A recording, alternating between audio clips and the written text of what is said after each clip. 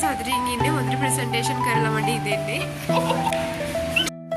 ඔන්න ඉතින් යාළුවනේ අපි දැන් ඉන්නේ අපේ ෆැකල්ටි එක ඉස්සරහා. ඔය තියෙන්නේ ශාස්ත්‍ර පීඨය කියලා ගහලා ආර්ට් ෆැකල්ටි එක.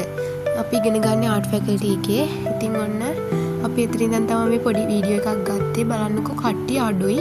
ඒකට හේතුව තමයි 6 වෙනිදා තමයි අපිට එක්සෑම් වලට නිවාඩු ලැබෙන්නේ.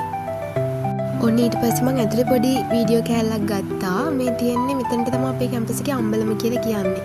එතනින් ඔය තව ඇතුලට යන්න තියෙනවා බලන්නකෝ. ගොඩක් ලස්සනයි ඉතින්. ඔයාලත් ඇවිල්ලා බලන්න යුනිවර්සිටි එකට. අන්න ඇතුලේ යාළුවෙකුත් ගියා කාක්කෙක් ගියාවල් දැක්කද? ඉතින් හරිම ලස්සන පරිසරයක් තමයි තියෙන්නේ. නිස්කලංකයි මේ වෙලාවේ කට්ටිය අඩු නිසා. මේ මෙතෙන්ට කියන්නේ ඔරෙන්ජ් ඒරියා එක කියලා. එහෙනම් friends තව long video එකකින් හම්බ වෙනකම් bye bye.